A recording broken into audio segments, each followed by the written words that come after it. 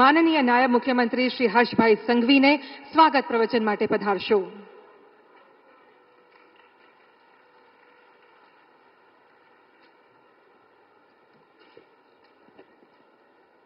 जय सोमनाथ, जय सोमनाथ। मंच पर विराजमान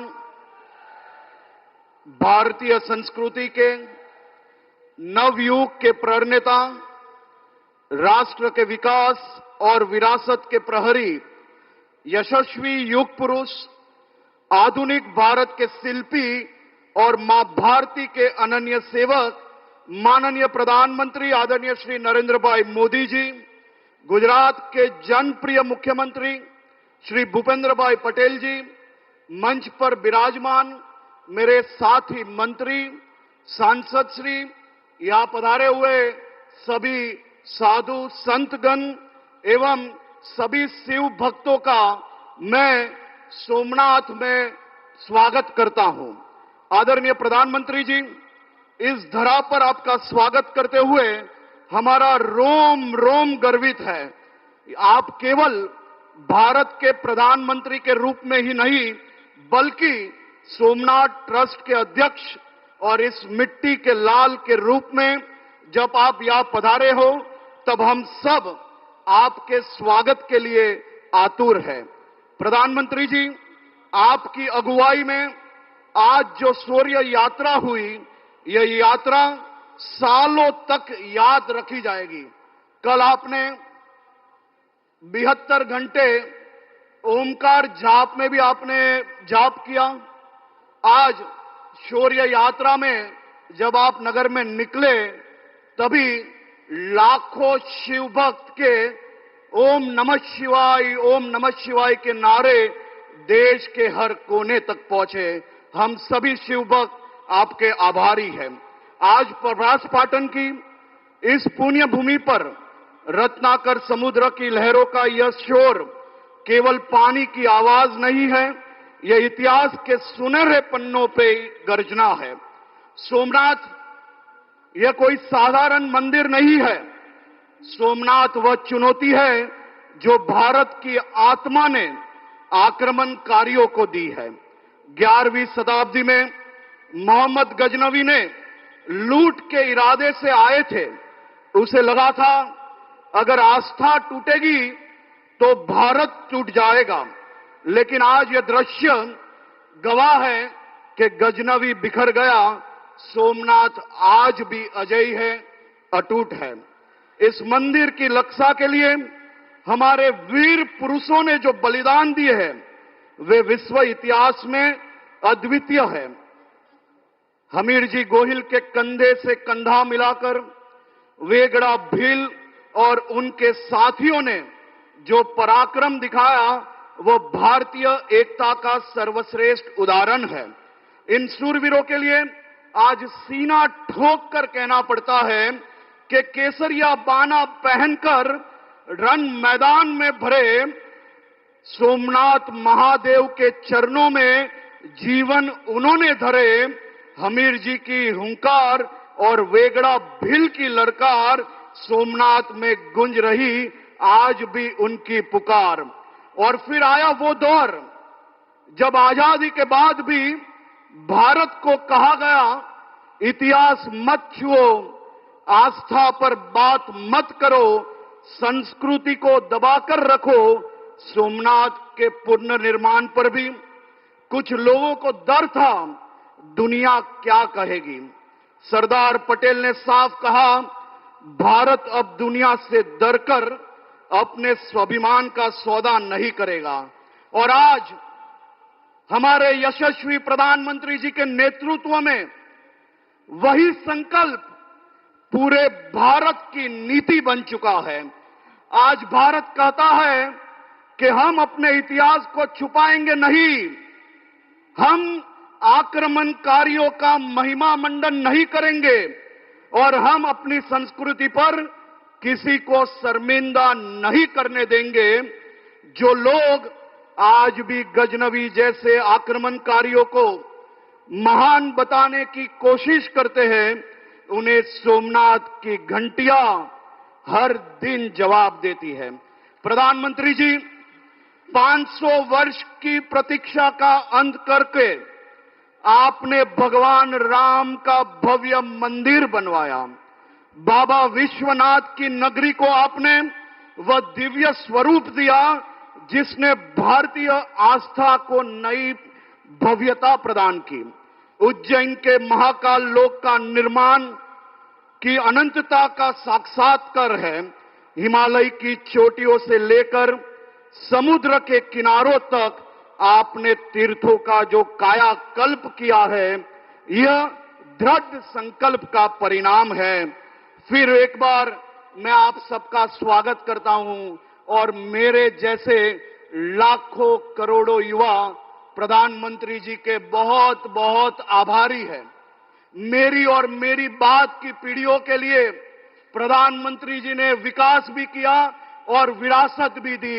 मेरी और मेरे बाद की पीढ़ियों के लिए प्रधानमंत्री जी ने देश के हर मंदिर में एक नया संकल्प के साथ विकास भी किया और देश के लाखों करोड़ों युवाओं को रोजगारी भी दी है।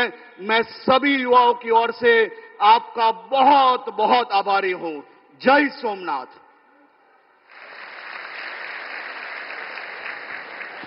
आपके ऊर्जापूर्ण संबोधन के लिए बहुत बहुत धन्यवाद माननीय उप मुख्यमंत्री जी।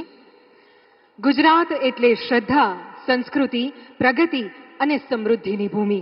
ગુજરાત અને ગુજરાતના સૌ નાગરિકોનું હિત જેમના હૈયે વસેલું છે એવા રાજ્યના પ્રગતિના સૂત્રધાર પ્રજાવત્સલ માનનીય મુખ્યમંત્રી શ્રી ભૂપેન્દ્રભાઈ પટેલ સાહેબને હવે આમંત્રિત કરીએ છીએ આપના પ્રાસંગિક ઉદ્બોધન માટે।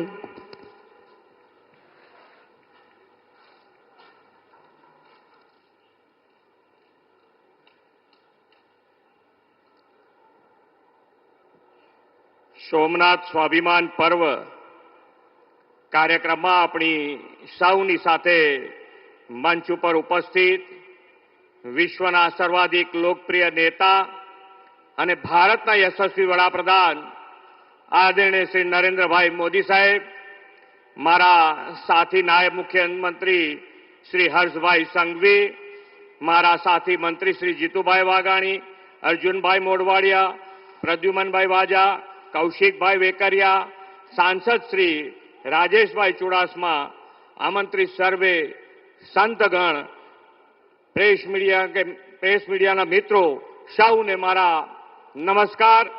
જય સોમનાથ। આદરણીય વડાપ્રધાનશ્રીના નેતૃત્વ અને પ્રેરણાથી ઉજવાઈ રહેલું સોમનાથ સ્વાભિમાન પર્વ દેશના આત્મસન્માન અને અતૂટ આસ્થા તથા અડગ સંકલ્પથી ઉજવણીનો અવસર છે। 12 જ્યોતિર્લિંગનું પ્રથમ જ્યોતિર્લિંગ આ ભગવાન સોમનાથનું મંદિર એ માત્ર મંદિર નહીં, ભારતના આત્માનું પ્રતીક છે। ઇતિહાસ સાક્ષી છે કે આ સોમનાથ મંદિર ઉપર છેલ્લા 1000 વર્ષમાં અનેક વાર બર્બર આક્રમણો થયા હતા। મંદિરને તોડવાનો પ્રયાસ થયો, પરંતુ કોઈ આક્રમણો ક્યારેય ભારતની આસ્થાને તોડી શક્યા નથી। આજે પણ ભવ્યતા અને દિવ્યતાથી ભગવાન સોમનાથ બિરાજમાન છે। સોમનાથથી અખંડ આસ્થાની કથા અનેક વીરોના ત્યાગ અને બલિદાનથી ભરેલી છે। વીર હમીરજી ગોહિલ, ચૌલાદેવી, વેગડા ભીલ જેવા શૂરોએ પોતાના યોદ્ધાઓ સાથે સોમનાથ દાદાના રક્ષણમાં સર્વોચ્ચ બલિદાન આપ્યા હતા। આજે આખા જગતમાં સ્વની ચર્ચા છે, ત્યારે આદરણીય વડાપ્રધાન શ્રી મોદી સાહેબે દેશના ઇતિહાસમાં જોઈએ એવું સ્થાન નહીં પામેલા સ્વાભિમાનના યુદ્ધને અને સોમનાથ દાદાના રક્ષણ માટે સમર્પિત થઈ ગયેલા શૂરવીરોની શહાદતને યાદ કર્યા છે। 1000 વર્ષ પહેલા દેશની અસ્મિતા પર આક્રંતાઓએ કરેલા આક્રમણનો આપણા સ્વાભિમાની યોદ્ધાઓએ પૂરા શૌર્ય અને સાહસથી જવાબ આપ્યો હતો। जनमानसમાં આવા સ્વાભિમાનની જ્યોતિ જલાવી રહે એવા વિચાર માત્ર આદરણીય વડાપ્રધાન શ્રી નરેન્દ્રભાઈ જેવા યુગ પુરુષને જ આવે। આપણે સૌ નસીબદાર છીએ કે વિશ્વના વિકાસ પુરુષ એવા વડાપ્રધાન શ્રી મોદી સાહેબ આજે આપણને પ્રેરણા આપી રહ્યા છે। આખા યુગનું નિર્માણ કરનાર વિઝનરી લોકનાયક શ્રી મોદી સાહેબે પ્રત્યેક ભારતવાસીઓના સાંસ્કૃતિક રાષ્ટ્રવાદનો જે ભાવ જગાડ્યો છે તેનું ગૌરવ કરવાનો આ અનેરો અવસર છે. સોમનાથ મંદિરની ગાથા કોઈ વિનાશની ગાથા નથી. એ તો 1000 વર્ષથી આપણા અડગ સ્વાભિમાનની અને ક્યારેય અસત્ય સામે ન ઝૂકવાની વિરાસત છે. ગુજરાતના પનોતા પુત્ર લોહ પુરુષ સરદાર સાહેબે દેશની આઝાદી પછી સોમનાથ મંદિરના પુનઃનિર્માણનો સંકલ્પ કર્યો હતો. આ સંકલ્પને પૂર્ણ કરતું આજનું ભવ્ય મંદિર પથ્થર કે ઈંટોનું ચણતર નહીં, ભારતના આત્મવિશ્વાસ, આધ્યાત્મિકતા અને સરદાર સાહેબની દૃઢ સંકલ્પ શક્તિની વિરાસત છે. વડાપ્રધાન શ્રી મોદી સાહેબે આપણા શ્રદ્ધાના કેન્દ્રોની આવી વિરાસતને જાળવીને આધુનિક કાયાકલ્પ કરવાની સંસ્કૃતિ વિકસાવી છે. કાશી વિશ્વનાથ, કેદારનાથ, મહાકાલ, બાબા વૈદ્યનાથ ધામનો વિકાસ, અયોધ્યામાં ભવ્ય રામ મંદિર, પાવાગઢમાં મહાકાળી માતાને 500 વર્ષ પછી ધ્વજારોહણ, અંબાજી ધામનો સર્વાંગી વિકાસ અને સોમનાથ તલીમ સંગમ તથા સોમનાથ સ્વાભિમાન પર્વ. વડાપ્રધાનશ્રીએ યાત્રાધામોના આવા હોલિસ્ટિક ડેવલપમેન્ટની જે પરંપરા ઊભી કરી છે તે વિકસિત ભારત 2047નો આધ્યાત્મિક સ્તંભ છે. વડાપ્રધાનશ્રીના નેતૃત્વ અને દિશા દર્શનમાં વિકસિત ભારત માટે આપણે દેશના ભવ્ય વારસાનું જતન કરવા સતત પ્રયત્નશીલ રહીએ. વ્યક્તિગત જીવનમાં શ્રદ્ધા અને ભક્તિ વધારીને સામાજિક સદભાવના અને સમરસતા માટે કાર્યરત રહીએ.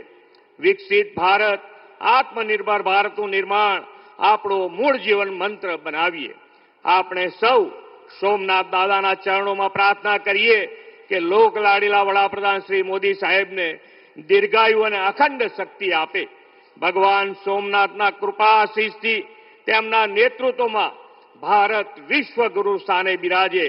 આ સોમનાથ સ્વાભિમાન પર્વ એ દિશામાં પ્રેરણા આપનારો ઉત્સવ બને, એ જ પ્રાર્થના સાથે વિરમું છું. ભારત માતા કી જય. વંદે માતરમ. જય જય ગરવી ગુજરાત. જય સોમનાથ.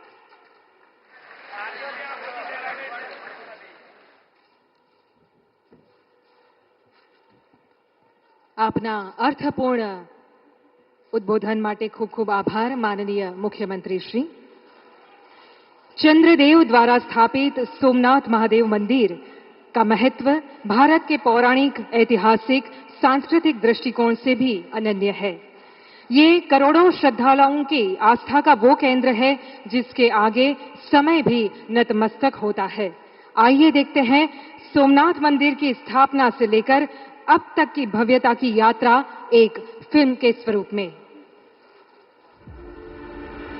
सौराष्ट्रे सोमनाथम, जहां प्रकाश का जन्म हुआ वो प्रभास है.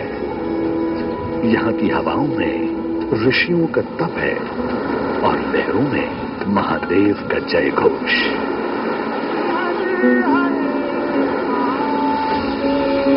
जहां चंद्रमा ने अपना खोया हुआ तेज पुनः पाया, जहां हरि और हर एक हो जाते हैं, हिरण, कपिला और सरस्वती का त्रिवेणी संगम. युग बदले, सतयुग में सोम ने स्वर्ण, त्रेता में रावण ने रजत, द्वापर में कृष्ण ने चंदन और कलयुग में भीमदेव ने सोमनाथ मंदिर को पाषाण से गढ़ा. ये भूमि परशुराम के तप, रघुनंदन राम की भक्ति और बलराम के महाप्रयाण की साक्षी है.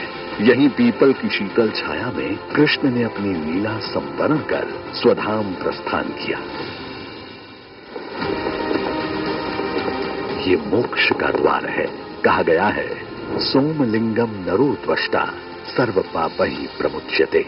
यानी सोमनाथ के दर्शन मात्र से मनुष्य सभी पापों से मुक्त हो जाता है. दुर्भाग्यवश कोटि कोटि लोगों की श्रद्धा और आस्था का केंद्र सोमनाथ 1026 ईस्वी से शुरू होकर कई शताब्दियों तक विदेशी कुटिल आक्रांताओं का निशाना बना, जिनका लक्ष्य था विध्वंस. न सिर्फ मंदिर को तोड़ा गया, बल्कि शिवलिंग को खंडित करके मस्जिद के फर्श में लगा दिया गया. ताकि पैरों तले उसे रौंदा जा सके। मकसद था आस्था की लौ बुझ जाए, घंटियों की गूंज मौन हो जाए। लेकिन भगवान सोमेश्वर के इस पावन धाम को मिटाने की ताकत किसी अंधेरे में कहां थी। जब जब सोमनाथ के स्वाभिमान पर प्रहार हुआ, सनातन की रगों में उबाल आया। अनगिनत सनातनियों ने अथक संघर्ष किया, अपना रक्त बहाया, सर्वोच्च बलिदान दिया। यहां मिटाने की सनक जितनी गहरी थी, सनातन को फिर से खड़ा करने की जिद उतनी ही विराट होती गई। हर प्रहार ने हमारे संकल्प को हिमालय जैसी दृढ़ता दी। 1000 साल के बाद आज इतिहास काले पन्नों को नहीं, बल्कि उस अटूट सृजन शक्ति को याद करता है जिसमें देवी अहिल्याबाई होलकर की आस्था और सरदार पटेल का फौलादी संकल्प शामिल है, जो क्रूरता की तलवारों पर भगवान शिव के त्रिशूल का जय घोष है। संयोग से 2026 का ये वर्ष वर्तमान सोमनाथ मंदिर के पुनर्निर्माण के 75 वर्ष पूरे होने का भी वर्ष है। आज उसी अटूट इच्छा शक्ति के साथ प्रधानमंत्री श्री नरेंद्र मोदी के नेतृत्व में सोमनाथ का वैभव, आधुनिकता और सुविधाओं के नए आयाम छू रहा है।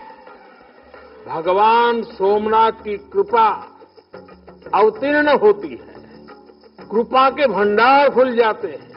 जय सोमनाथ।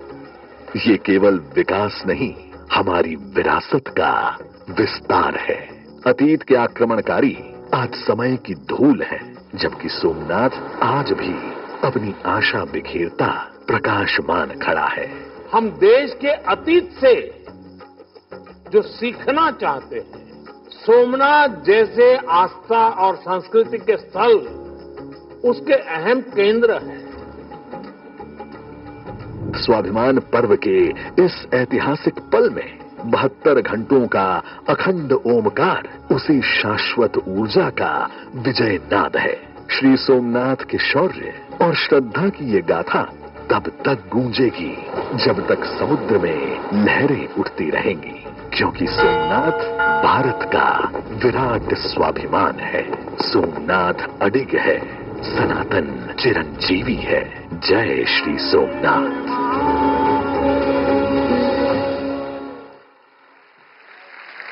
जय श्री सोमनाथ।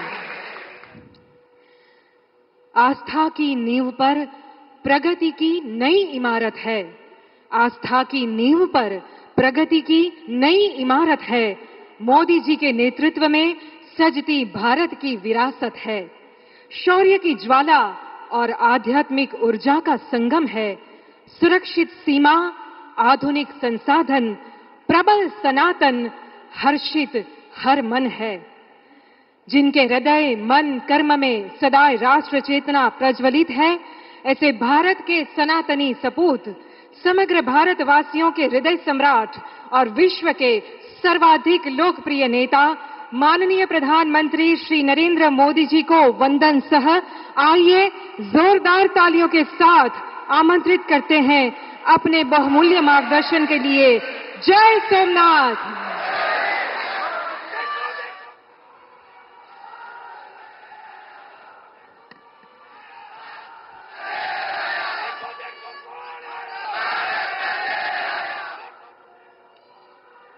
जय सोमनाथ।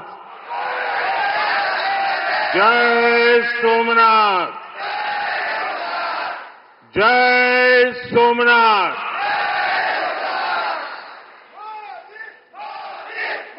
गुजरात के लोकप्रिय मुख्यमंत्री श्री भूपेंद्र भाई पटेल, ऊर्जावान युवा उप मुख्यमंत्री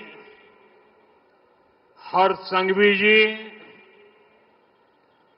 गुजरात सरकार में मंत्री जीतूभाई वाघाणी, अर्जुन भाई मोढवाडिया, डॉक्टर प्रद्युम्न वाजा, कौशिक भाई वेकरिया, सांसद राजेश भाई, अन्य महानुभाव, देवी और सज्जनों, आज देश के कोने कोने से लाखों लोग जुड़े हैं हमारे साथ। उन सबको भी मेरी तरफ से जय सोमनाथ। साथियों, ये समय अद्भुत है, ये वातावरण अद्भुत है, ये उत्सव अद्भुत है। एक और स्वयं देवादिदेव महादेव, दूसरी ओर समुद्र की विशाल लहरें, सूर्य की किरणें, मंत्रों की ये गूंज, आस्था का ये उफान, और इस दिव्य वातावरण में भगवान सोमनाथ के आप सब भक्तों की उपस्थिति, ये इस अवसर को दिव्य बना रही है, भव्य बना रही है। और मैं इसे अपना बहुत बड़ा सौभाग्य मानता हूं कि सोमनाथ मंदिर ट्रस्ट के अध्यक्ष के रूप में मुझे सोमनाथ स्वाभिमान पर्व में सक्रिय सेवा का अवसर मिला है।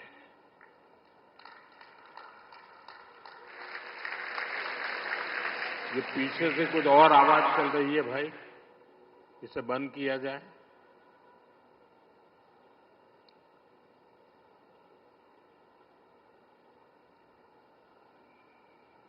बहत्तर घंटों तक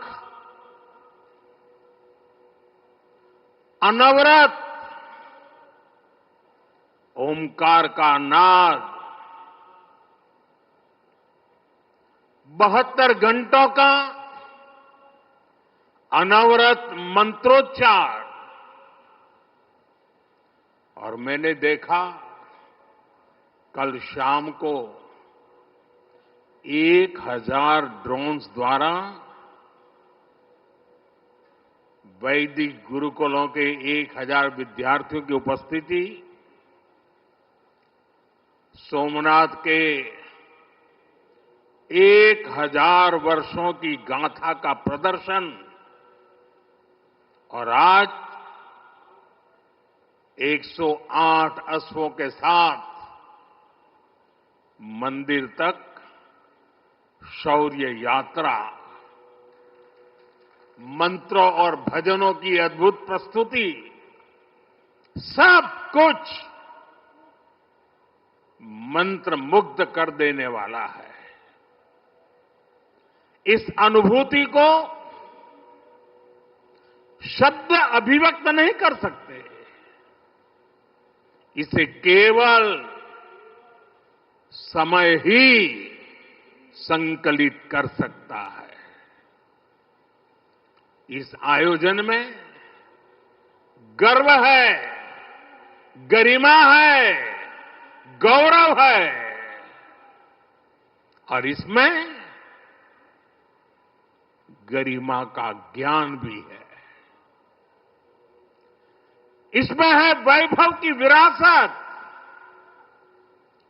इसमें है आध्यात्म की अनुभूति, अनुभव है, आनंद है, आत्मीयता है, और सबसे बढ़कर देवाधिदेव महादेव का आशीर्वाद है।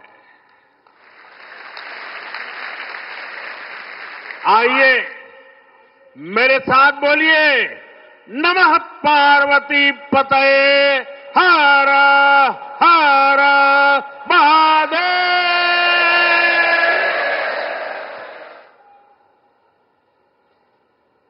साथियों, आज जब मैं आपसे बात कर रहा हूं तो मन में बार बार ये प्रश्न आ रहा है कि ठीक 1000 साल पहले ठीक इसी जगह पर जहां आप बैठे हैं क्या माहौल रहा होगा। आप जो यहां उपस्थित हैं उनके पुरखों ने, आपके पुरखों ने, हमारे पुरखों ने जान की बाजी लगा दी थी अपनी आस्था के लिए, अपने विश्वास के लिए, अपने महादेव के लिए। उन्होंने अपना सब कुछ न्योछावर कर दिया। 1000 साल पहले तब वो आतताई सोच रहे थे कि हमें जीत लिया, लेकिन आज 1000 साल बाद भी सोमनाथ महादेव के मंदिर पर फहरा रही ध्वजा पूरी सृष्टि का आह्वान कर रही है कि हिंदुस्तान की शक्ति क्या है, उसका सामर्थ्य क्या है। प्रभास पाटन तीर की इस मिट्टी का कण कण शौर्य, पराक्रम और वीरता का साक्षी है। सोमनाथ के इस स्वरूप के लिए कितने ही शिव भक्तों ने, संस्कृति के उपासकों ने, संस्कृति के ध्वज धारकों ने अपने प्राणों की आहुति दी है। आज सोमनाथ स्वाभिमान पर्व पर सबसे पहले मैं हर उस वीर वीरांगना को नमन करता हूं जिसने सोमनाथ की रक्षा को, मंदिर के पुनर्निर्माण को अपना जीवन ध्येय बनाया, अपना सब कुछ देवाधिदेव महादेव को अर्पण कर दिया। भाइयों बहनों, प्रभास पाटन का एक क्षेत्र भगवान शिव का अपना क्षेत्र तो है। इसकी पवित्रता भगवान श्री कृष्ण से भी जुड़ी है। महाभारत काल में पांडवों ने भी इस तीर्थ में तपस्या की थी। इसलिए ये अवसर भारत के अनगिनत आयामों को नमन करने का भी अवसर है। ये भी एक सुखद संयोग है कि आज जब सोमनाथ मंदिर के इस स्वाभिमान यात्रा के 1000 साल पूरे हो रहे हैं, तो साथ ही 1951 में हुए इसके पुनर्निर्माण के 75 साल भी पूरे हो रहे हैं। मैं दुनिया भर के करोड़ों श्रद्धालुओं को सोमनाथ स्वाभिमान पर्व की शुभकामनाएं देता हूं। साथियों, सोमनाथ स्वाभिमान पर्व 1000 साल पहले हुए विध्वंस के स्मरण के लिए नहीं, ये पर्व 1000 साल की यात्रा का पर्व है। साथ ही ये हमारे भारत के अस्तित्व और अभिमान का पर्व है, क्योंकि हमें हर कदम पर, हर मुकाम पर सोमनाथ और भारत में अनोखी समानताएं दिखती है। जैसे सोमनाथ को नष्ट करने के एक नहीं अनेकों प्रयास हुए, दुष्प्रयास हुए, उसी तरह विदेशी आक्रांताओं द्वारा कई सदियों तक भारत को खत्म करने की लगातार कोशिशें होती रही, लेकिन न सोमनाथ नष्ट हुआ और न ही भारत नष्ट हुआ। क्योंकि भारत और भारत की आस्था के केंद्र एक दूसरे में समाये हुए हैं। साथियों, आप उस इतिहास के बारे में कल्पना करिए। आज से 1000 साल पहले सन 1026 में सबसे पहले गजनी ने सोमनाथ मंदिर को तोड़ा। उसे लगा उसने सोमनाथ का वजूद मिटा दिया, लेकिन कुछ वर्षों के भीतर भीतर सोमनाथ का पुनर्निर्माण हो चुका था। 12वीं शताब्दी में राजा कुमारपाल ने मंदिर का भव्य जीर्णोद्धार करा दिया था, लेकिन 13वीं शताब्दी के अंत में अलाउद्दीन खिलजी ने सोमनाथ पर फिर आक्रमण का दुस्साहस कर दिया। कहते हैं जालोर के रावल ने खिमजी सेनाओं से जमकर लोहा लिया। इसके बाद 14वीं शताब्दी की शुरुआत में जूनागढ़ के राजा द्वारा फिर से सोमनाथ की प्रतिष्ठा संपन्न कर दी गई। 14वीं शताब्दी के आखिरी वर्षों में मुजफ्फर खान ने सोमनाथ पर फिर हमला किया। वो हमला भी नाकाम रहा। 15वीं शताब्दी में सुल्तान अहमद शाह ने सोमनाथ मंदिर को दूषित करने की कोशिश की और इसी शताब्दी में उसके पोते सुल्तान महमूद बेगड़ा ने सोमनाथ पर आक्रमण कर मंदिर को मस्जिद बनाने की कोशिश की, लेकिन महादेव के भक्तों के प्रयासों से मंदिर पुनः जीवंत हो उठा। 17वीं 18वीं शताब्दी में औरंगजेब का दौर आया। उसने सोमनाथ मंदिर को अपवित्र किया। सोमनाथ को फिर मस्जिद बनाने की कोशिश की। उसके बाद भी अहल्याबाई होलकर ने नए मंदिर की स्थापना कर सोमनाथ को एक बार फिर साकार कर दिया। यानी सोमनाथ का इतिहास विनाश और पराजय का इतिहास नहीं है। ये इतिहास विजय और पुनर्निर्माण का है। हमारे पूर्वजों के पराक्रम का है। हमारे पूर्वजों के त्याग और बलिदान का है। आतताई आते रहे। मजहबी आतंक के नए नए आक्रमण होते रहे, लेकिन हर युग में सोमनाथ पुनः पुनः स्थापित होता रहा।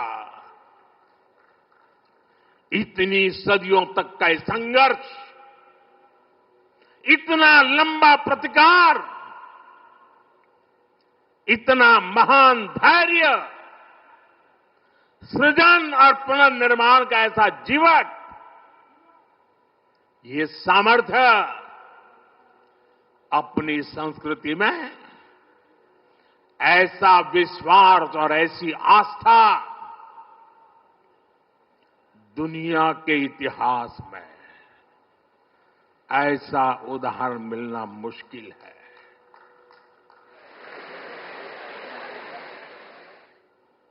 जरा मैंने जवाब आपजो પેલા આપણે આપણા પૂર્વજોના પરાક્રમનું પુણ્ય સ્મરણ કરવું જોઈએ કે ના કરવું જોઈએ? આપણા પૂર્વજોએ કરેલા પરાક્રમમાંથી પ્રેરણા લેવી જોઈએ કે નહીં લેવી જોઈએ? એવો કોઈ દીકરો હોય, એવા કોઈ સંતાન હોય કે જે પોતાના પૂર્વજોને ભૂલવા માટેના નાટક કરે? भाइयों बहनों, जब गजनी से लेकर औरंगजेब तक तमाम आक्रांता सोमनाथ पर हमला कर रहे थे तो उन्हें लग रहा था कि उनकी तलवार सनातन सोमनाथ को जीत रही है। वो मजहबी कट्टरपंथी ये नहीं समझ पाए कि जिस सोमनाथ को वो नष्ट करना चाहते हैं उनके नाम में ही सोम अर्थात अमृत जुड़ा हुआ है। उसमें हलाहल को पीकर भी अमर रहने का विचार जुड़ा है। उसके भीतर सदा शिव महादेव के रूप में वो चैतन्य शक्ति प्रतिष्ठित है जो कल्याणकारक भी है और प्रचंड तांडव शिव ये शक्ति का स्रोत भी है। भाइयों बहनों, सोमनाथ में विराजमान महादेव, उनका एक नाम मृत्युंजय भी है। मृत्युंजय, जिसने मृत्यु को जीत लिया हो, जो स्वयं काल स्वरूप है। यतो जायते पाल्यते येन विश्वम तमीस भजे लियते यत्र विश्वम, अर्थात ये सृष्टि उन्हीं से उत्पन्न होती है, उन्हीं में लय हो जाती है। हम मानते हैं त्वमेको जगत व्यापको विश्व रूप, यानी शिव पूरे जगत में व्याप्त है। इसलिए इस हम कण कण कंकड़ कंकड़ में भी उस शंकर को देखते हैं। फिर कोई उन शंकर के कितने स्वरूपों को नष्ट कर सकता है? हम तो वो लोग हैं जो जीव में भी शिव को देखते हैं। उनसे हमारी आस्था को कोई कैसे डिगा सकता था?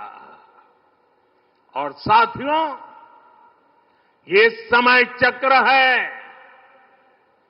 कि सोमनाथ को ध्वस्त करने की मंशा लेकर आए मजहबी आतताई आज इतिहास के कुछ पन्नों में सिमट कर रह गए हैं। और सोमनाथ मंदिर उसी विशाल समंदर के किनारे गगनचुंबी धर्म ध्वजा को थामे खड़ा है। सोमनाथ का ये शिखर मानो उद्घोष कर रहा है, चंद्रशेखरम आश्रय मम किम करिष्यति वै यम, अर्थात मैं चंद्रशेखर शिव पर आश्रित हूं, काल भी मेरा क्या कर लेगा। साथियों, सोमनाथ स्वाभिमान पर्व इतिहास के गौरव का पर्व तो है ही, ये कालातीत यात्रा को भविष्य के लिए जीवंत बनाने का माध्यम भी है। हमें इस अवसर को अपने अस्तित्व और पहचान को सशक्त करने के लिए उपयोग करना है। आप भी देखते हैं, अगर कहीं किसी देश के पास कुछ 100 साल पुरानी विरासत होती है, वो देश उसे अपनी पहचान बनाकर दुनिया के सामने प्रस्तुत करता है। वहीं भारत के पास सोमनाथ जैसे हजारों साल पुराने पुण्य स्थान है। ये स्थान हमारे सामर्थ्य, प्रतिरोध और परंपरा के पर्याय रहे हैं। लेकिन दुर्भाग्य से आजादी के बाद गुलामी की मानसिकता वाले लोगों ने उनसे पल्ला झाड़ने की कोशिश की। उस इतिहास को भुलाने के कुत्सित प्रयास हुए।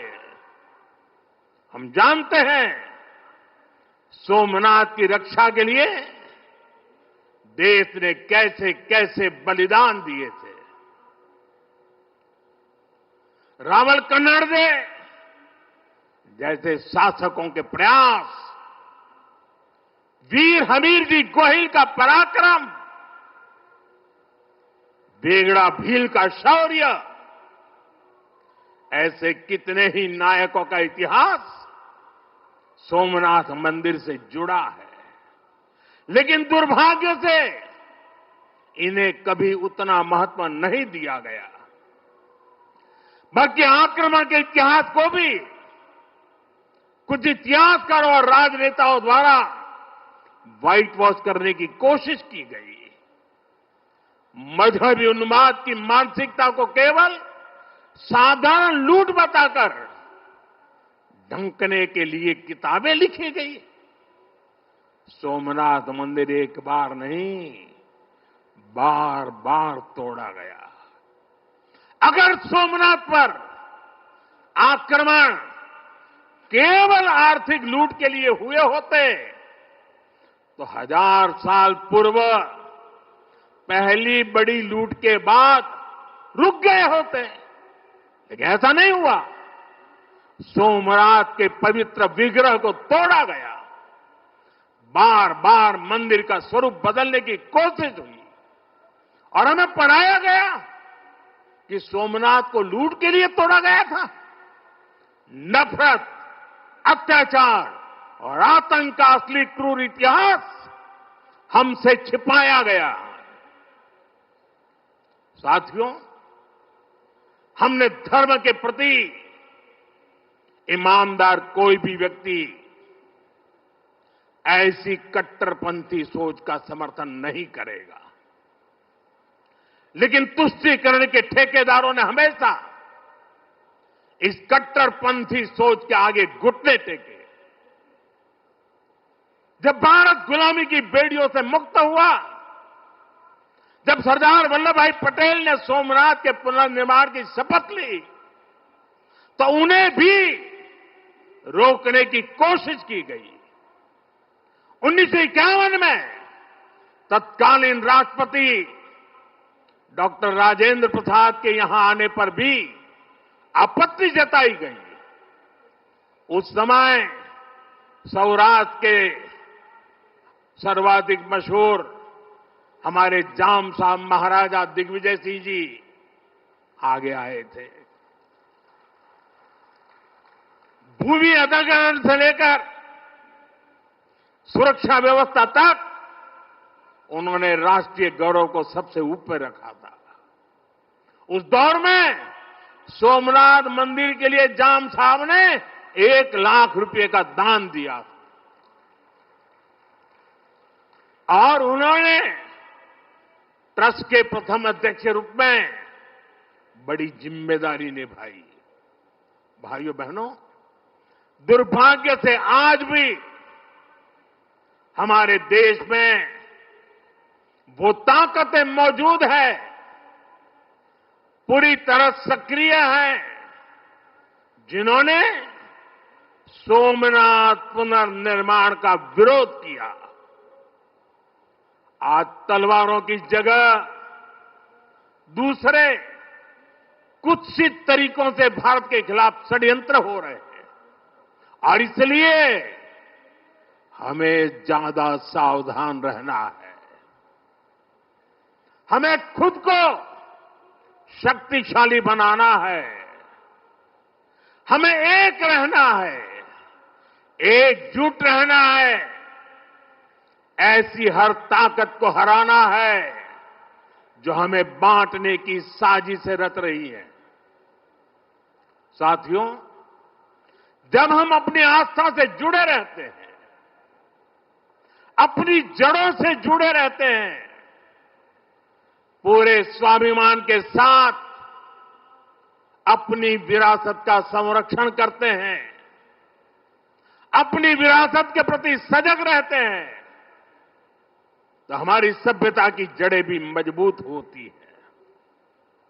और इसलिए पिछले 1000 वर्षों की यात्रा हमें अगले 1000 वर्षों के लिए तैयार रहने की प्रेरणा देती है।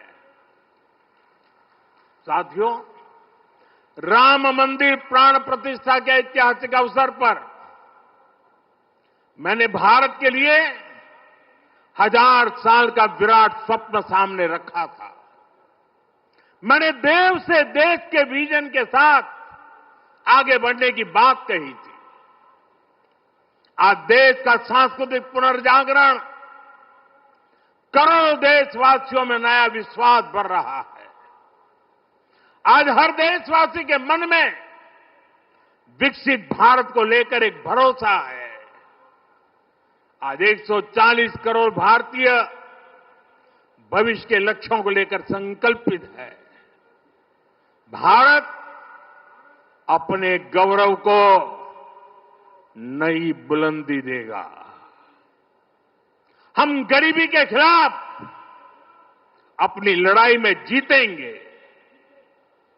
हम विकास की नई ऊंचाइयों को छुएंगे।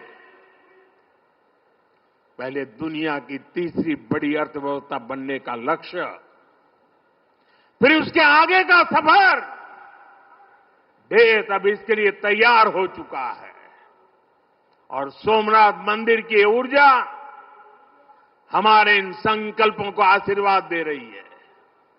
साथियों, आज का भारत विरासत से विकास की प्रेरणा लेकर आगे बढ़ रहा है।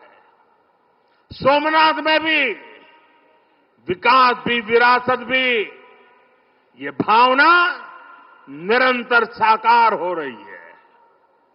आज एक और सोमनाथ मंदिर का सांस्कृतिक विस्तार, सोमनाथ संस्कृत यूनिवर्सिटी की स्थापना, माधवपुर मेले की लोकप्रियता और उसके रंग, इनसे हमारी विरासत मजबूत हो रही है।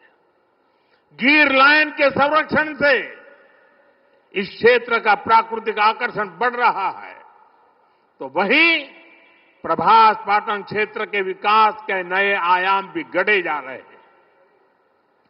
केशोद एयरपोर्ट का विस्तार किया जा रहा है। इससे देश विदेश से श्रद्धालु सीधे सोमनाथ तक पहुंच सकेंगे। अहमदाबाद से वेरावल वंदे भारत ट्रेन की शुरुआत से तीर्थयात्रियों और पर्यटकों का समय कम हुआ है। इस क्षेत्र में यात्रा धाम सर्किट का विकास भी किया जा रहा है। यानी आज का भारत आस्था को स्मरण करने के साथ ही इंफ्रास्ट्रक्चर, कनेक्टिविटी और टेक्नोलॉजी के जरिए उसे भविष्य के लिए सशक्त भी कर रहा है। साथियों, हमारी सभ्यता का संदेश कभी किसी को पराजित करने का नहीं रहा, बल्कि जीवन को संतुलन में रखने का रहा है। हमारे यहां आस्था की राह हमें घृणा की तरफ नहीं ले जाती। हमारे यहां शक्ति हमें विनाश करने का अहंकार नहीं देती। सोमनाथ जैसे तीर्थ ने हमें सिखाया है कि सृजन का मार्ग लंबा होता है, लेकिन वही स्थायी होता है, चिरंजीव होता है। तलवार की नोक पर कभी दिलों को नहीं जीता जा सकता। जो सभ्यताएं दूसरों को मिटाकर आगे बढ़ना चाहती हैं, वे स्वयं समय में खो जाती है। इसलिए भारत ने दुनिया को ये नहीं सिखाया कि दूसरे को हराकर कैसे जीता जाए, बल्कि ये सिखाया कि कैसे दिलों को जीतकर जिया जाए। ये विचार आज दुनिया की जरूरत है। सोमनाथ की 1000 वर्षों की गाथा पूरी मानवता को सीख दे रही है। इसलिए आइए हम संकल्प करें, हम विकास की ओर आगे बढ़ें, कदम से कदम मिलाकर चले, कंधे से कंधा मिलाकर चले, मन से मन को जोड़कर चले। लक्ष्य को ओझल दिए हुए बिना हम चलते चले और साथ ही अपने अतीत और अपनी विरासत से भी जुड़े रहें। हम आधुनिकता को अपनाते हुए अपनी चेतना को संभाले रखें। आइए सोमनाथ स्वाभिमान पर्व जैसे आयोजनों से प्रेरणा लेते हुए विकसित होने के मार्ग पर तेजी से चले। हर चुनौती को पार करते हुए हम अपने लक्ष्य तक पहुंचे। और ये कार्यक्रम आज तो शुरू हो रहा है। हमें 1000 साल का स्मरण देश के कोने कोने में करना है। दुनिया को हमारी विरासत का परिचय करवाना है। हमें 75 साल का ये नया पर्व भी मनाना है और हम 2027 मई तक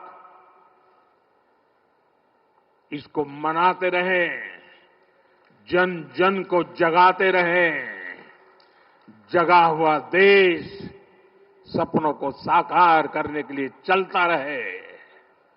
इसी कामना के साथ एक बार फिर समस्त देशवासियों को मैं बहुत बहुत शुभकामनाएं देता हूं। हर हर महादेव। जय सोमनाथ, जय सोमनाथ, जय सोमनाथ।